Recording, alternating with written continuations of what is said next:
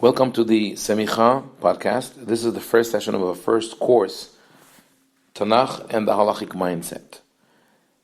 It is very common today to start the studies of Semicha with Shulchan Aruch, Yoreh De'ah, Or Haim, Halachot of Shabbat, etc. But it is extremely important to base our knowledge on the foundations of the Torah and the Tanakh, since this is the only part that we have in writing which we believe to be the Word of God. This is the divine Word. All of the rest, all of the oral law, even the parts that we believe came down generation after generation from Mount Sinai, were eventually put down and written by human beings. Whereas the Torah, Nevi'im, and Ketuvim were written with different levels of divine inspiration. So it is important for us to go through select chapters of Tanakh and see how they shape and craft our understanding of the Halakhic mindset, of our obligation to fulfill mitzvot, of the commitment that we have towards the written law, the oral law, the decrees and laws instituted by the rabbis. What is the authority of the judges or the rabbis in each and every generation? How was Judaism practiced in the past? What are the things that the prophets in different periods emphasized? Did we practice Judaism in the past exactly as we do today? All these and other questions will be addressed as we try to go not chronologically as much as by the order of the Tanakh, but we are going to use the inter-biblical method of interpretation, where we look at other books of Tanakh as a method to shed light on certain parts of Tanakh that might be more obscure or less understandable. So, of course, we're going to start with Bereshit. And before we go to Tanakh, we'll go to the first question that every child who studies Tanakh in an Orthodox day school or yeshiva, or anyone who goes to a beginner's course on Bereshit faces, and this is the question raised by Rashi. Of course, he quotes the Midrash. And the question is, מפני מה פתחה התורה בבראשית? לא היה צריך להתחיל אלא מהחודש הזה לכם, שהוא מצווה ראשונה שנצטוו בישראל. In other words, what Rashi is saying, the Torah should not have started with the story of the creation of the world, followed by the story of the flood and the story of Avraham, Yitzhak, Yaakov, their descendants, going to Egypt. The Torah should not have mentioned that the slavery in Egypt, the miracles, the parting.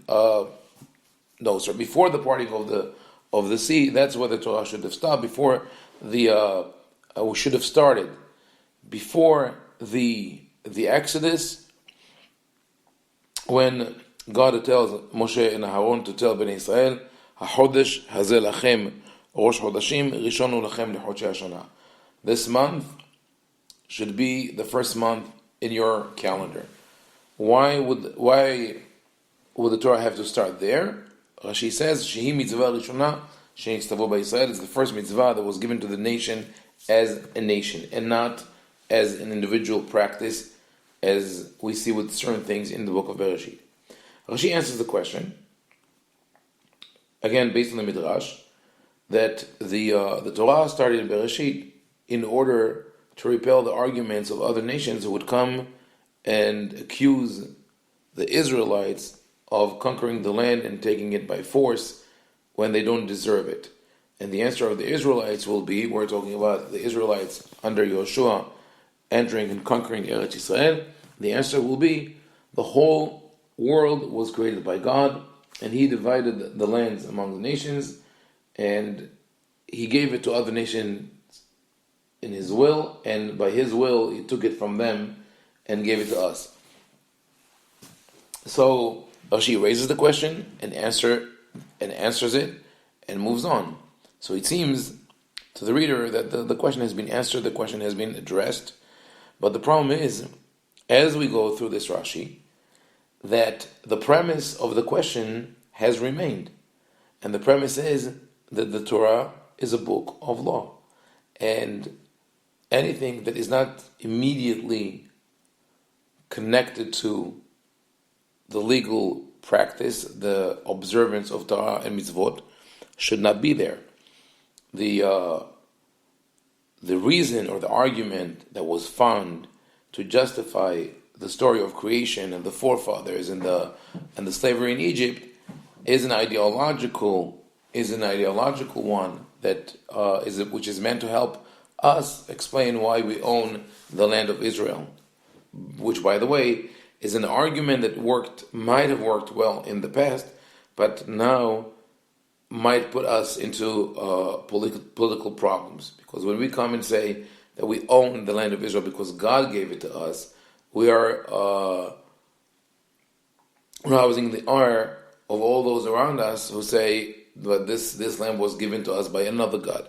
There's no need to say that. Whatever is happening now in Eretz Israel, the state of Israel was established following a decision of the United Nations, and whatever followed later on was a normal, not normal, it could be violent, but a process that happens in many other countries around the world, and yet has to be settled and addressed through the regular political and diplomatic channels, and not with religious arguments that just exacerbate the situation.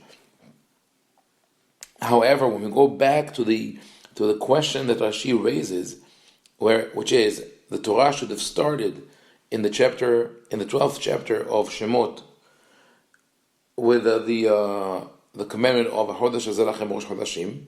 As I said, we remain with the premise that the Torah is only a book of laws, and there's nothing you could learn from Bereshit except for the idea that the land belonged to God and He gives it to people as they want. I'm not saying that this is what Rashi wanted to say, but this is the subliminal message that remains with the reader.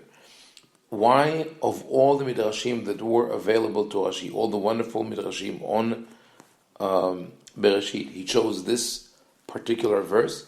I think is pretty clear. Rashi lived in the eve of the Crusades. He knew of the great dangers that were threatening his people, and he was also aware of the fact that Eretz Israel at the time was controlled by the Muslims, and that a Christian army is now going to travel to Israel and to conquer it from them. In this whole turmoil, the Jews stand aside as people with no country, no citizenship, and it seems no protector.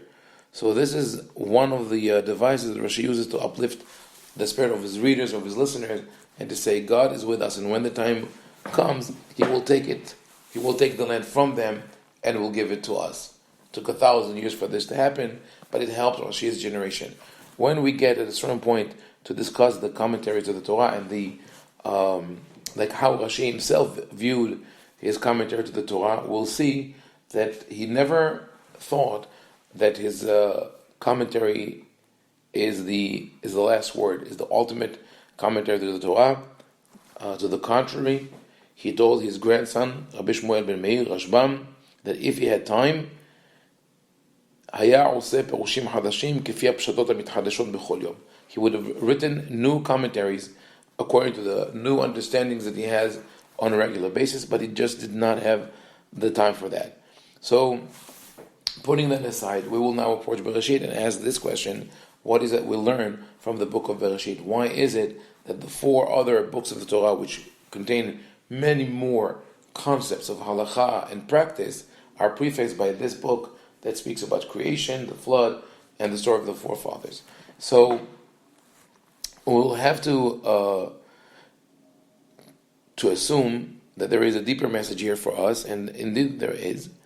The Torah in the book of Bereshit communicates to us on several levels. One is the story of mankind as a society, and when talking about this perspective, we see issues of morals and ethics that relate to the whole to the whole race. We see how humans behave when they are confronted with a challenge, how they later deteriorate to crimes, to violent crimes, to deliberate crimes, to crimes in the name of the government, and eventually bring to the destruction of the world. In that vein, it also describes the different societies that man has attempted to create. We'll see we could call the society or the government of the pre-flood era, the Tower of Babel, and the cities of Sodom and Gomorrah. And there's another line here into the story, and which is mainly in the first chapters of Bereshit, in the first 3 chapters of Bereshit, and that is the development of each human being. It is the story of a coming of age from childhood to adulthood, and teaching us how to deal with the world and with the challenges that it gives us. We call it sometimes Behira Hofshit, free will, but it's a story of empowerment as well as a story of challenge. Then we have an additional, we could call it a storyline, and that is of the individuals with more emphasis on their interactions and communication, something that starts more after the flood, as we get to zoom in on individuals such as Abraham, Sarah, their descendants, their families. And we could say that in essence, the book of Bereshit is the book of communication. The whole creation is communication. Nature communicates through DNA, through the atoms, the subparticles communicate. The elements that are mentioned in the first verses of the Torah are all described as communicating. In other places in Tanakh, Hashamayim ve'aretz, the earth and the heavens, we have the pasuk Hashamayim mesaperim kavod el, miknaf haaretz zemirot shamanu. We hear songs from the corner of the earth. The word ruach Elohim also appears in Tanakh in the sense of speaking. Ruach Elohim diber bi, the Spirit of God speaks through me. Water, even in our everyday association, is associated with noise or speaking, but we definitely see it in Tehillim, Mizmor David Havu Hashem B'nei Elim, in the Psalm where we read that Mikol Maim Rabim, the voices or the sound of the water. So the idea of communication is really an idea that permeates the book of Bereshit, and it teaches us some concepts and rules of behavior that one cannot legislate. If, for example, we see that there is a miscommunication later on we'll see, between Yitzhak and Rivka regarding the education of their children, where it seems that Yitzhak prefers one of the children and Rivka prefers the others, but there's no communication between them, and as a result, Rivka encourages her son Yaakov to deceive his father and take the blessings from him. We learn the lesson through the story, through the narrative of what is. We can't say what is right, what is wrong, but rather we'll look at the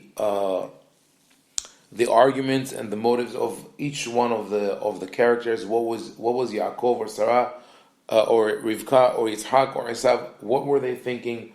Why did they act the way they did? What were the consequences? Yaakov had to run away. He had to flee his homeland. He wasn't able to see his parents. There was an animosity between him and Esav. He was haunted by what he did, as we'll see, to the end of his life. So all these things come into play and teach us how to behave and how to not behave. And in that sense, many stories of Bereshit are cautionary tales. Even stories that involve God teach us what we should not do. As a matter of fact, the first time that we find the concept of regret in Tanakh, it's a divine regret. We don't hear Adam regretting for transgressing God's word. We don't see Cain regretting or showing remorse after he killed his brother, nor do we see Lamech or Noah or any one of them showing remorse for anything that happened. It is God that says, "Vayinahem Adonai libo." He regrets creating mankind, and then he regrets destroying them. So this is a concept that we are going to see throughout Bereshit. So let us go back now that we've made this introduction. Let us look at the two first chapters of Bereshit, because they are crucial for our understanding of what is it that God wants from us.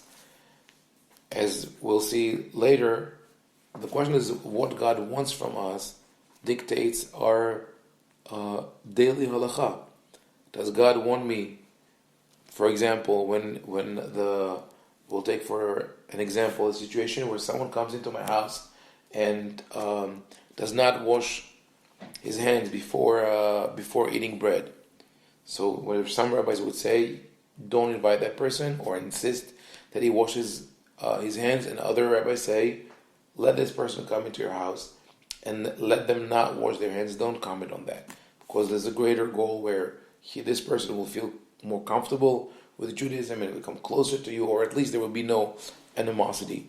Now, most people look at this question in terms of being lenient or being strict. You're being strict by not inviting that person or by forcing him to wash his hands, and you're being lenient in telling that he can come and he can eat bread without washing his hands. But there's another way to look at it, and that is, what does Hashem want from me? Does Hashem want the mitzvah or the concept of washing hands before bread to be protected at all costs, or does Hashem want His Torah to be promulgated and be known to as many people as possible, even if in certain instances the mitzvah or the concept of washing hands before eating bread will not be upkept? So this is something that we'll have to keep in mind. As now, let us look at the first chapters of Bereshit. So I assume that you have the Tanakh open in front of you, and you could look at the first chapter of Bereshit, that goes from chapter 1, verse 1, to chapter 2, verse 3. This is the traditional Jewish division. It spreads over 2 chapters because the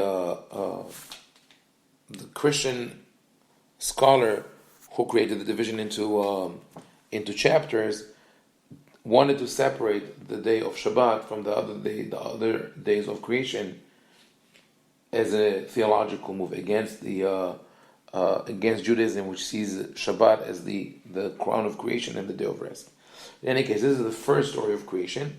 It starts with the creation in the first day. It goes through day by day until it culminates in the seventh day with the completion of the heaven and the earth. The second story starts in chapter 2, verse 4, and is comprised of two units. One ends at the end of chapter 2, which is verse 25.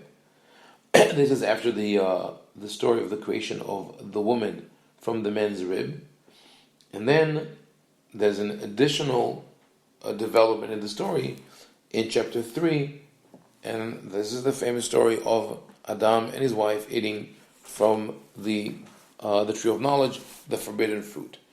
So already the Midrash and other commentators, Rashi quotes the Midrash, already they have noticed that there is a discrepancy between this first story and the second story. We already delineated the Pesukim, so for the convenience of the discussion, we call them the first and the second story, where the first story is from chapter 1, verse 1 to chapter 2, verse 3, and the second story is the rest of chapter 2.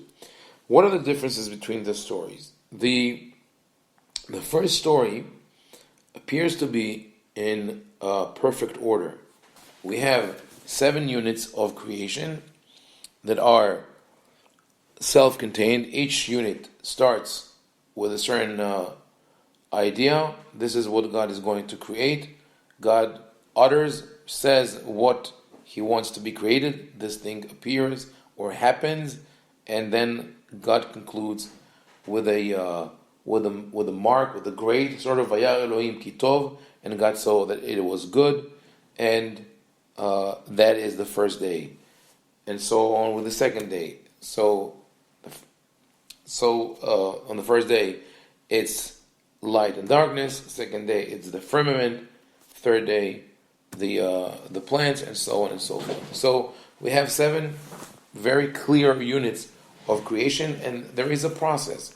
There is a process where Vayomer Elokim, and God said, and it was, and God reviewed it, and it was good, and day 1, and God said, and it was, etc.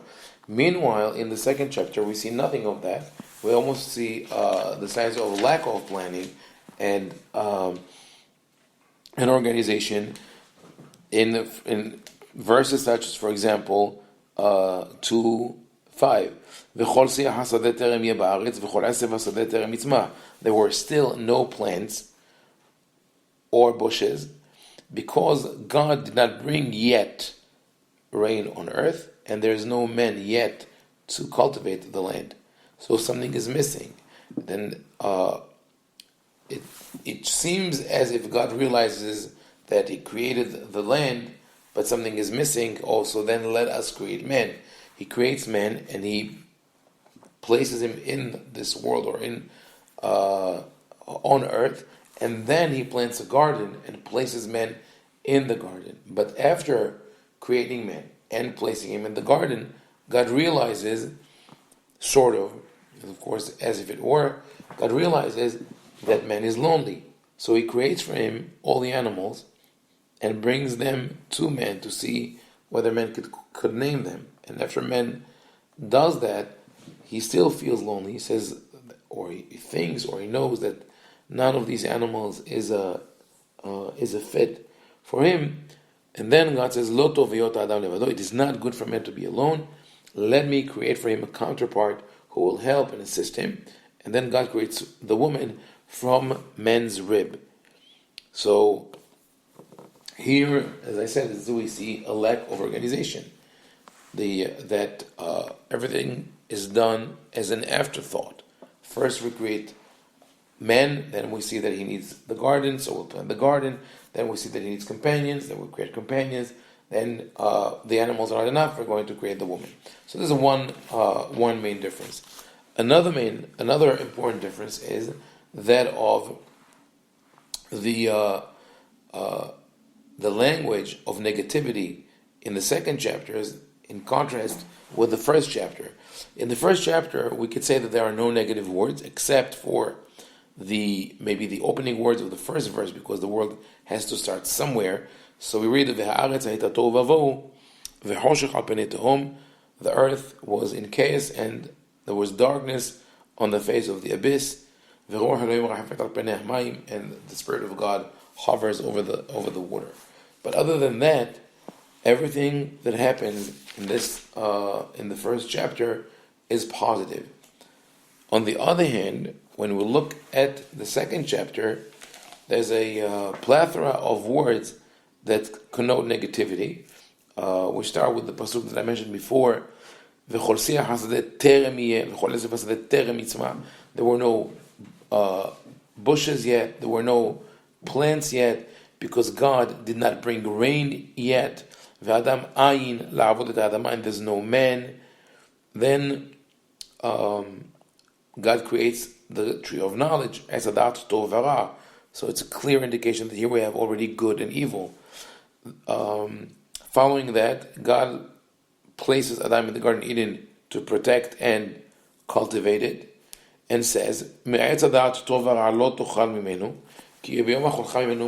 shall not eat from the tree of the knowledge of good and evil, because on the day you will eat from it, you will die.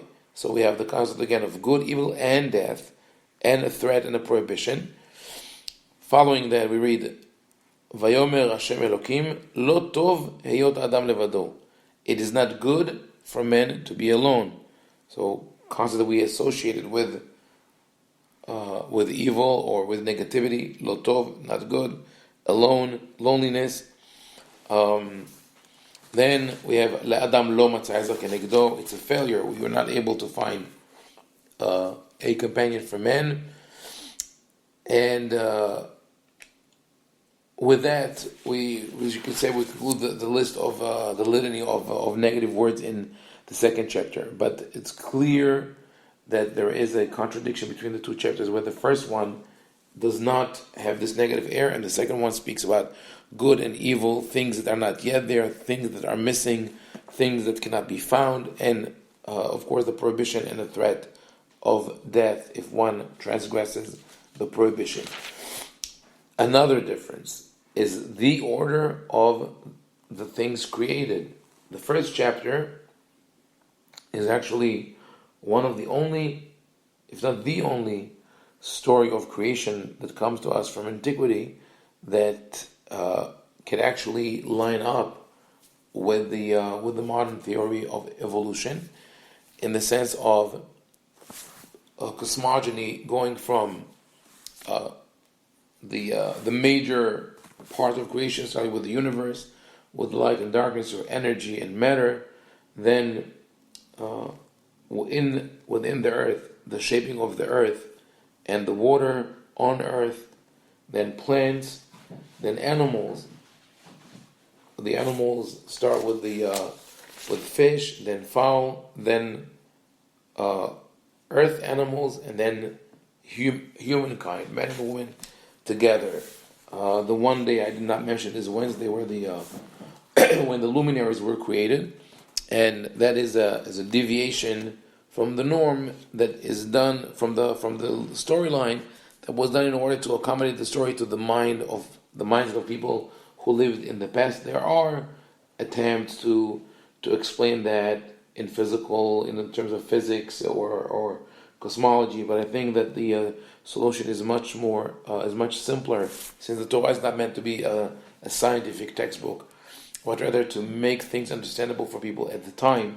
So just as when talking about the two luminaries, a me'orot, the Torah calls the sun and the moon the great luminary and the small luminary, even though we know that the moon has no light of its own, and that they're not both of the same size, and they're completely different categories, but this is the vernacular, this is what people understand. So, but all in all, the order is pretty much an ascending order from the lowest form of creation in terms of awareness and life.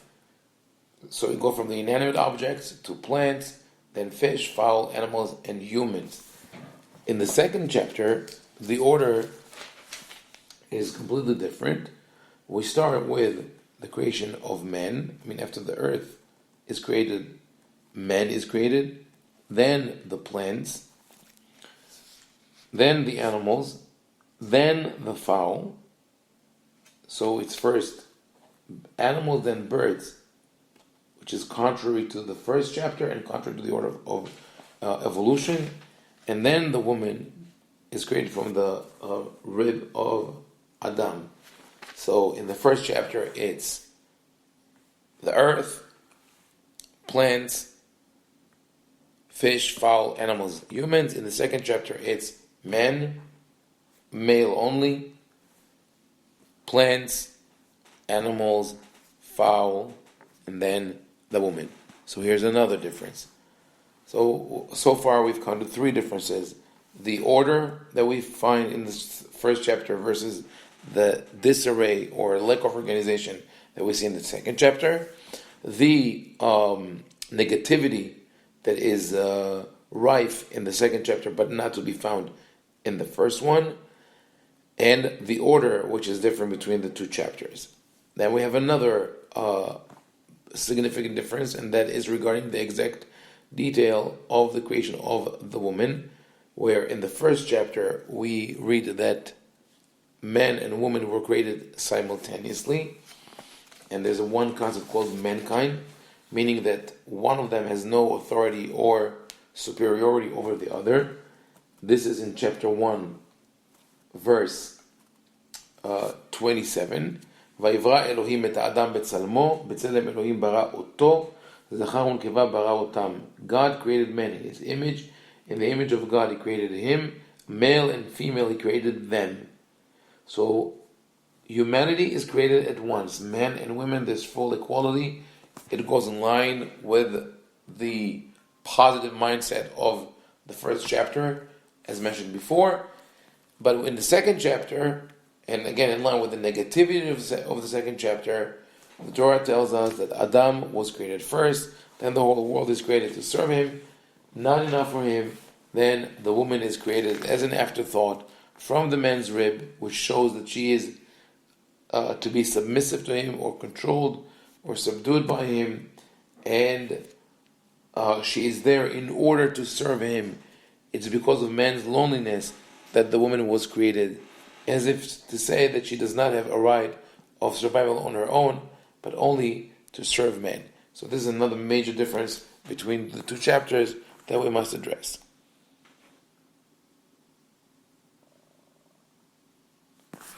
Another important difference between the two chapters is that in the first chapter, the Creator is referred to as Elokim, Bereshit bara Elokim, whereas in the second chapter, he is addressed to as Adonai Elohim.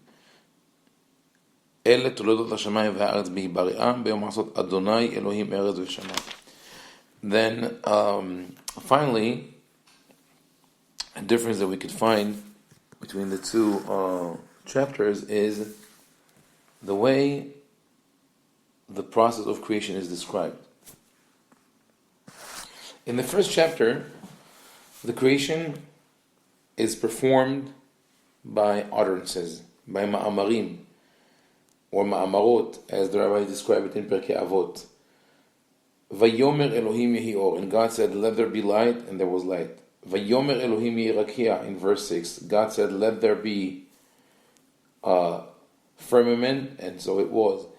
In verse 9, Vayomer Elohim yehi kavu hamayim, and God said, let the water gather into one place. In verse 11, God said, let the earth spring forth plants.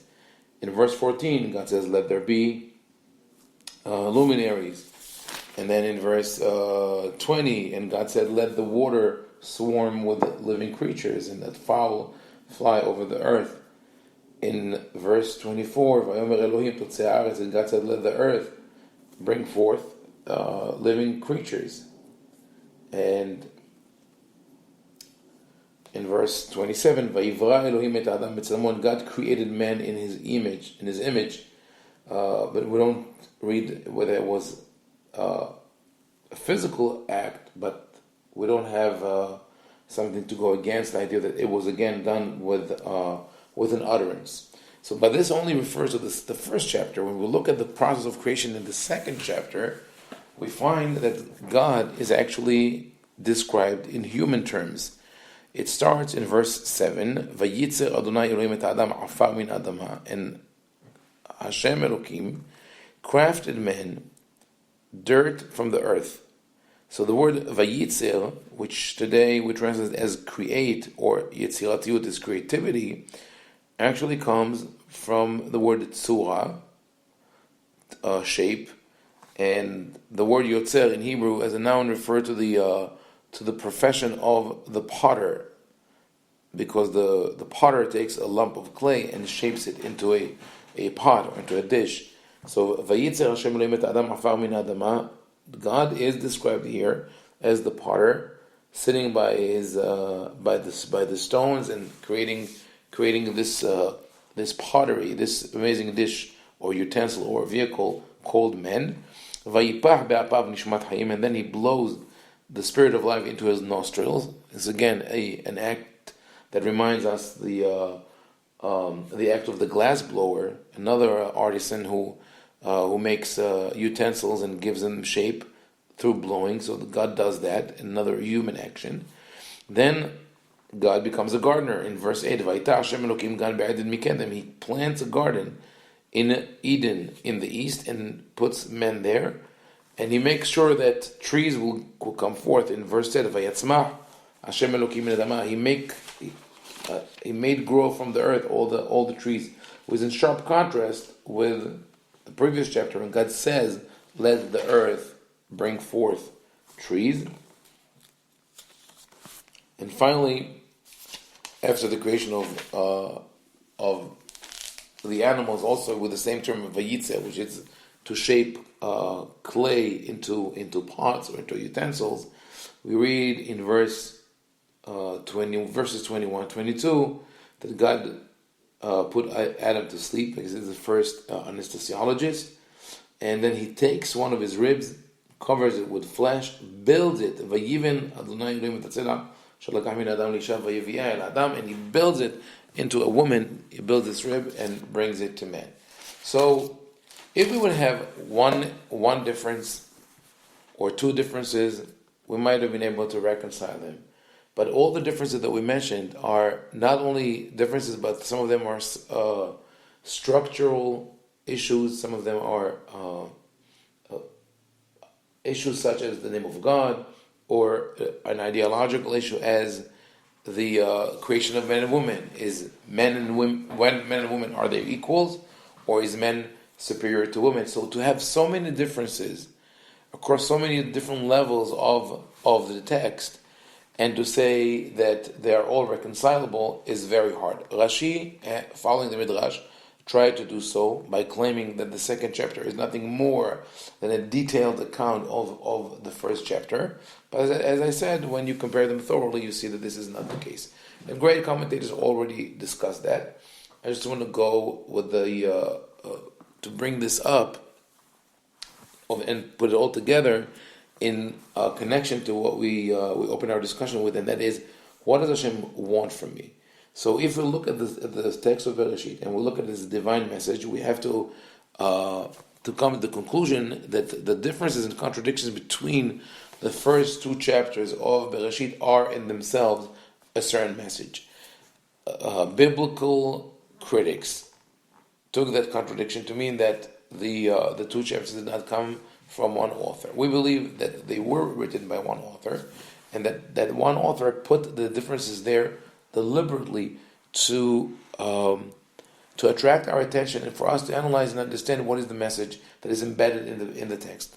So that message is, and here I'm following an idea that I first saw as a teenager in one of the books of Rabbi Kaplan about the resurrection of the dead and the end of days, and where he says that the first chapter is the ideal world, the world of God, that might have never existed, and the second world is the world of men where we live.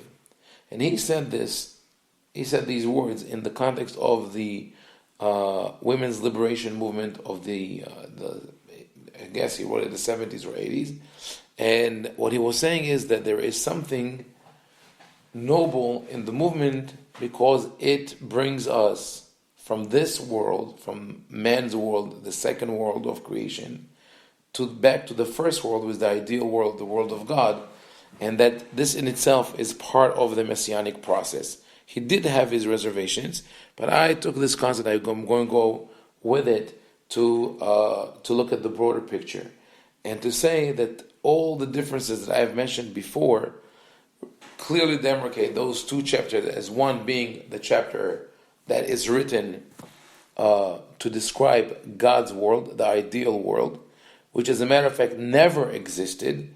It's a utopian world that exists only in the text of Bereshit, and that is sort of the world that we keep looking for, the paradise lost.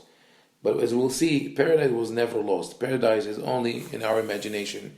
We always think that there used to be a better world, and most humans think like that. Most people who grew up in a normal environment, in a normal household, long for their childhood because that was a blissful, beautiful world. Everything was better back then. So, as I said, the first chapter describes God's world. This is the ideal world. And as such, because it's an ideal world, there's a perfect structure of day 1, day 2, day 3, day 4, etc., with a formula, as just God is capable of doing. God wants A, He says it, it makes it happen, God says it's good, with day 1, move on to the next day, and so on and so forth, until the end of the 7th day. Because of that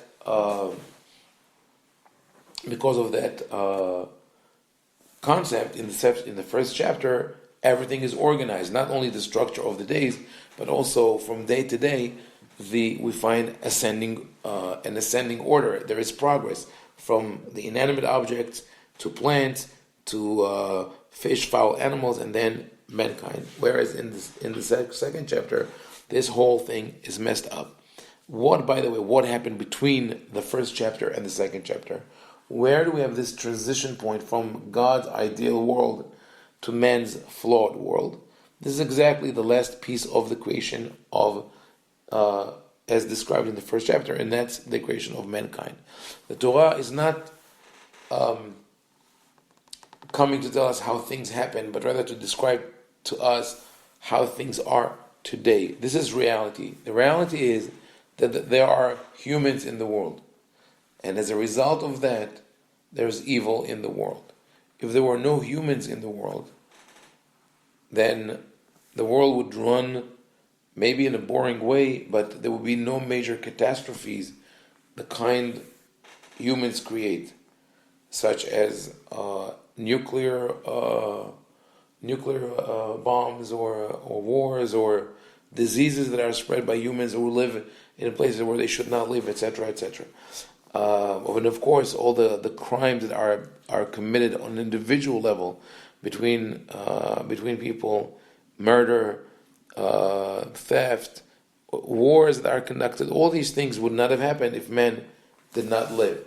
So God culminates the creation of the first day, of the 7 days, of the first world with the creation of men, but then right away the wheel turns and we have the world of men. So whereas in the first chapter there's a perfect structure, the second chapter is in disarray, there's chaos, there's lack of organization. Oh, this is missing, we didn't know we should create plants for man to eat, we should create the animals for him to have a companion, then we should create the woman. The same thing with the order. The order in the first chapter is a logical order which fits God's world. This is how you do things. You start from the bottom and you go up, land, etc. In man's world, there's no need for order. You just do what is in front of you right now, and if something is missing, you'll pick it up as you go along. That's a different approach, not the approach of the Creator. Then we have the very strong evidence that one world is God's world, the other one is man's world, in the ubiquity of negative words in the second chapter. Second chapter, we find words like evil, death, and prohibition, threats, etc. And we don't find all these in the first chapter. So this shows us that the first chapter is part of the divine perfect world. Second chapter is man's flawed world.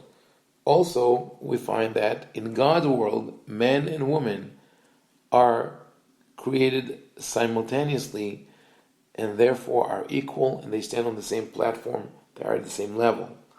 In man's world, however, the woman is created as an afterthought, and she's there only to serve men. So this is another proof that those two stories deal with two completely different worlds. Then we have the fifth difference that I mentioned was the name of God, Elokim and Hashem Elokim. So I don't want to, in this series, I don't want to go into Kabbalah, but this is a concept that makes sense even in the pshat level of the pasuk, and that is the significance of the names of God.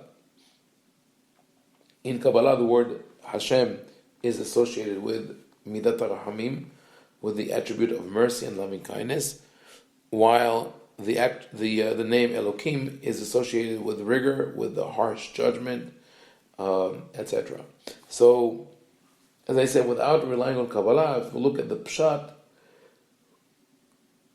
the actual meaning of the words that make the name, we realize that the word Elokim is really associated to judgment in the Torah, as we read in Parashat Mishpatim, Asher Yarshi'on Elohim Yeshalem Shanayim Le'Ra'eu. If one person is accused by another for withholding money or not returning a deposit or a lost object, they should go ad Elohim. They should go and see the judges, and the judges will discuss how much they have to pay.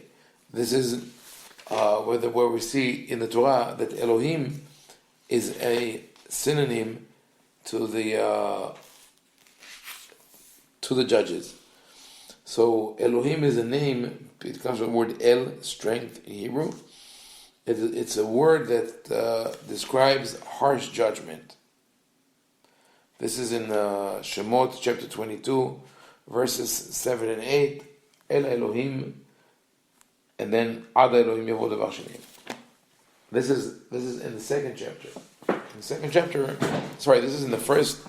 In the first chapter, we find only the name Elokim. Elokim connotes harsh judgment, and like the rabbis say in the Midrash, the world cannot be run or directed under harsh judgment because very fast it will come to a total halt. The only place where rigorous judgment could live without destroying society is in a perfect society. For example, if a teacher decides that every time a student in his class breathes too loudly, that kid will be suspended, the teacher might find himself very quickly without any students in his classroom.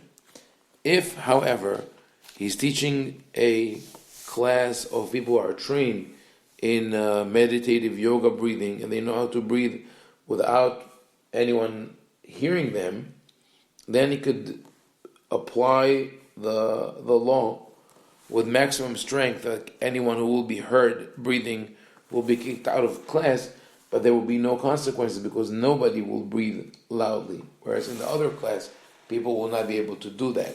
The same concept is with the names, as they convey the concept of judgment as Elokim, or as we shall see soon, the name Adonai Havaya. So Elokim is judgment, so it fits in a world which is perfect because no one will sin and no one will be punished. In God's perfect world, there's no evil, just as we saw by the lack of evil or negative words from the first chapter. In the second chapter, God is referred to as Adonai Elohim. The word Adonai, even though we pronounce it as Adonai, which means my master or master of the universe, it is written famously as Yud and then Hey Vav Hey. And this name, which we call Shem Havaya, is actually a combination of the three conjugations of the word to be, liyot, in the three tenses. It is Haya, was, Hove, is, and Yeh, will be. So the name Havaya, the name Adonai, as it's spelled Yud Hey Vav Hey, actually describes God as constantly changing. The God of a minute ago is not the God of a minute ahead. And that is in line with the idea of Midat HaRahamim, of mercy and loving kindness, where God adjusts himself to us as if it were. God is, of course, immutable and unchanging, but in our relationship with God, we better relate to God who can present Midat, or the attribute of Adonai, of Havaya, of being always in the moment, not always the same thing. But if I'm at times of sorrow, Hashem will be there for me in one format, in one way, and at times of great happiness, God will be there for me in a different way. So Havaya, or Adonai Elohim, is a perfect name for the second chapter, where a man's evil action already kicks in, and we have this inability to withstand harsh judgment. Finally, the last question that I present could be the title of the whole dichotomy between the first and second chapter, and that is that the Torah clearly says in the first chapter, "Vayivra Elohim et Adam betzalmo, betzelem Elohim bara oto." Vayivra Elohim et Adam betzalmo, betzelem Elohim bara oto. I believe that there is no sentence that could be more important than that in the ancient world, and probably even until today. The idea that all humans were created in the image of God is an amazing, revolutionary concept that was unheard of in the time of the Torah. People either were fully slaves, full-time slaves, or free men who owned slaves. There were gods and demigods and rulers and different levels of power, and people worshipped other people. No one came and said, we are all humans, we are all equal, and we all have a divine spark, the divine power that motivates us. To say that we were created in the image of God was to level the field and say we are all equal, all humans. If all humans are equal, there's no room for avodah zarah, there's no room for idolatry, because we were all created in the image of God. So there must be there's one God, and there's one common denominator for all humanity. This is in the first chapter. In the second chapter, however, God is described in human terms. He builds, he plants, he crafts the clay like a potter, and he blows the spirit of life like a glass blower. All these actions portray God as a human being. Why is that? For God to be described in human terms is the greatest flaw of humanity. Is the direct opposite of the first chapter. The message that Torah tried to convey in the first chapter is that we are created in the image of God. We have a divine spark, and we have to rise to the task of making the world as God wanted it to be. A perfect world, a world with no discrimination, with no hatred, with no flaws, and with equality, where we see each other as equals, men, women, all races, all genders, or beliefs. And the second chapter, where God is described in human terms, is the world where each religion, or even people within one religion, each one of them sees God as a reflection of his or her own personality. So an angry person believes in an angry God. A compassionate person believes in a compassionate God. A woman might believe in a God who was more feminine, and a man in a God who was more masculine, and so on and so forth. But not only that, we attribute to God the same qualities and, God forbid, even flaws that we ourselves have. So this is the core of paganism, where the gods fight and envy each other and try to deceive each other, just as humans do. They're just superhumans who live on the Olympus or any other remote location, and they don't have to be engaged in human affairs unless they want to destroy them or take something from them. This is the antithesis of what the Torah wants to present. So all in all, now when we look at the two chapters, we could give them titles as separate titles. The first chapter is the chapter of how man was created in the image of God in a perfect world.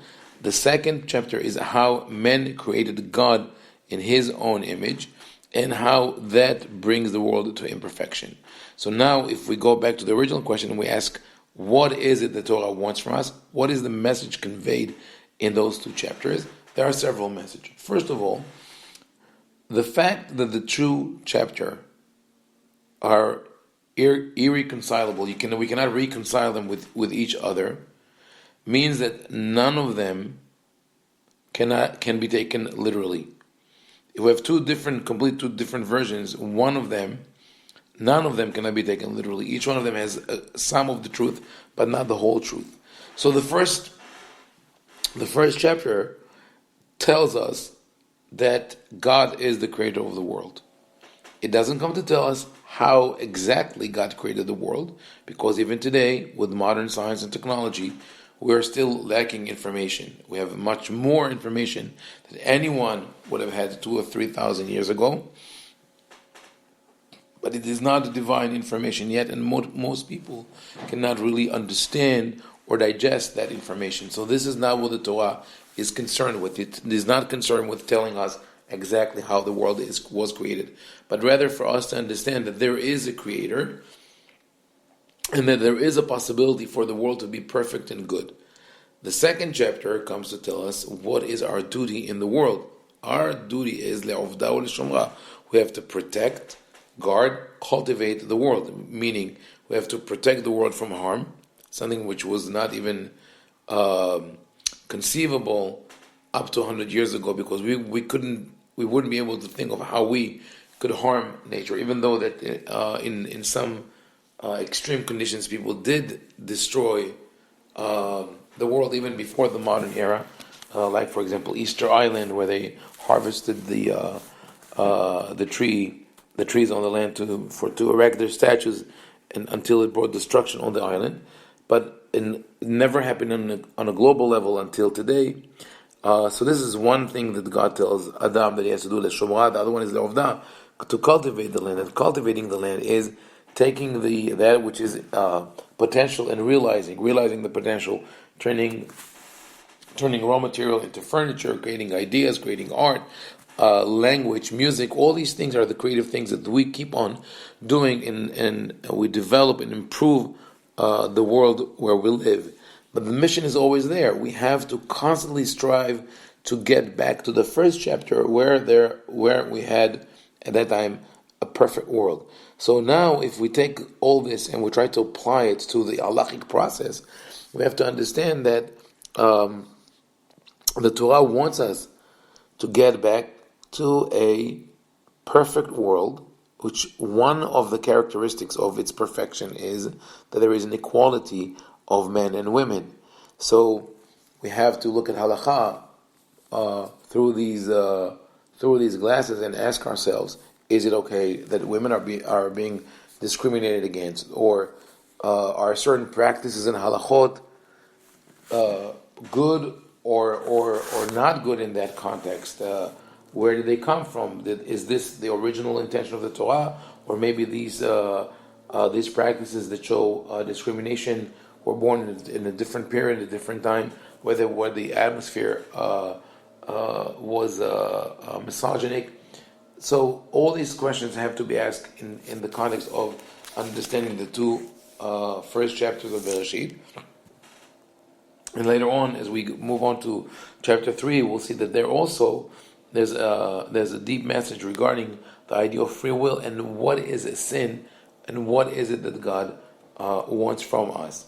So we'll conclude with the concept that when we look at the first two chapters of Bereshit, we have the perfect world, God's world, where man is created in the image of God in the first chapter, and the second world, the imperfect world of men, in the second chapter. And in that world in which we live, we have to constantly try to get back to the ideal world of the first chapter. This concludes the first session of the first course of the Semicha podcast on Tanakh and the Halakhic mindset.